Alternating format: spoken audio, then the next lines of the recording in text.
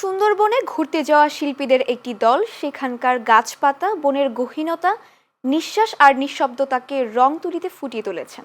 আদ্যোপান্ত নামে চিত্রশিল্পীদের এই দল সুন্দরবনের রূপ ও প্রকৃতিকে ক্যানভাসে ধারণ করে আয়োজন করেছে দলগত চিত্রকর্ম প্রদর্শনী অরণ্যরেখা। এক্সিবিশনটি চলবে ২০ আগস্ট পর্যন্ত। অরণ্যরেখা ঘুরে এসে বিস্তারিত জানাচ্ছেন সহকর্মী তামান্না তানিশা। শুরুটা খুব বেশি দিন আগে নয়।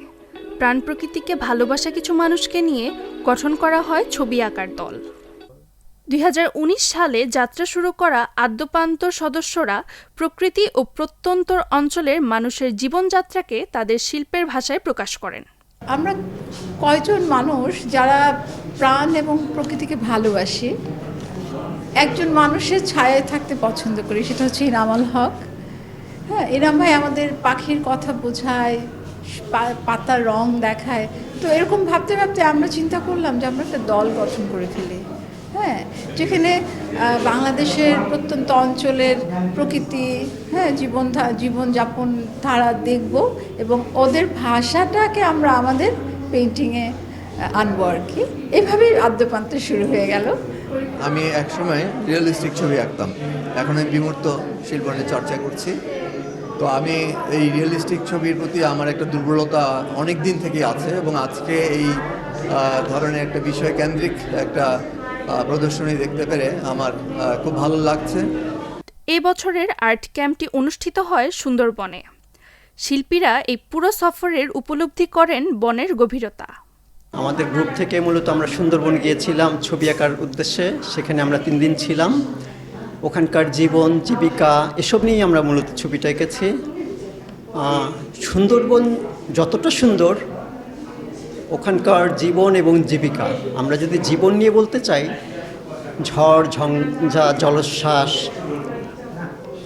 সেই ভয়ঙ্কর যে বিষয়গুলো, প্রকৃতির যে ভয়ঙ্কর এইগুলো, সেগুলোর সঙ্গে কিন্তু সেখানকার মানুষ লড়াই করেই টিকে থাকে প্রতি মুহূর্তে। এবং সুন্দরবনটা হলো বলা যায় বাংলাদেশের ফুসফুস। যেমন একটা মানুষের ফুসফুস না থাকলে সে বেঁচে থাকতে পারবে না, সুন্দরবন যদি না থাকে, আমাদের বিশেষ করে সুন্দরবনের আশেপাশে যত অঞ্চল আছে এগুলো তো মানে আশা করি মনে হয় যে ধ্বংস হয়ে যেতে পারে। আর্ট ক্যাম্পের শিল্পীরা এই কদিন নিঃশব্দে বিচরণ করেন রয়্যাল বেঙ্গলের জায়গায়। দেখেছেন গাছপাতার উচ্ছলতা, পড়ন্ত বেলার মোহনীয়তা। আর সেগুলো কেবল উপলব্ধি করেননি, বরং পাশাপাশি ফুটিয়ে তুলেছেন ক্যানভাসে। পুরুক একটা জুড়েই কাটা কাটা, কিন্তু তার অপূর্ব সুন্দর ফুলের স্নিগ্ধতা, মানে আমার এই মুগ্ধতার আর মানে বিস্মিত হওয়ার দুইটা হচ্ছে আমি সমন্বয় করার চেষ্টা করেছি। হ্যাঁ, যে ভয় আর প্রেম, এই দুইয়ের সমন্বয়। হ্যাঁ, আপনি হিংস্রতার ভয়, কাটার ভয়, কিন্তু তার ভিতরে লুকিয়ে থাকা যে প্রেম, যে সৌন্দর্য, সেটা একটু তুলে ধরার চেষ্টা করেছি। শিল্পীরা জানান, পৃথিবীর সবচেয়ে বড় ম্যানগ্রোভ এই অরণ্য তাদের কাছে ধরা দিয়েছে অপরূপ রৈখিক সৌন্দর্যে।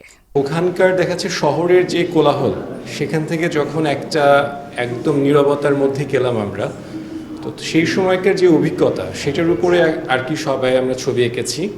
তো এখানে আমার ছবিও মানে এখানে আছে সাইলেন্সের ব্যাপার আছে, এবং একদিকে যেমন সুন্দরবন আছে, আরেকদিকে সেখানকার জীবন জীবিকার জেলেদের জীবনও আছে। তো সেটা দুইটা মিলে কাজ করেছে এবং এখানে একটা ছোট ইনস্টলেশনের মতো আছে, যেটা শ্বাসমূল, ওখানকার যে ম্যানগ্রোভ বনের যে মূল বিষয়, সেটা সব মিলে একটা মানে সেট আর কি, কম্বাইন্ড একটা কাজ। সুন্দরবনের আসলে সৌন্দর্যটা বলে শেষ করা যাবে না।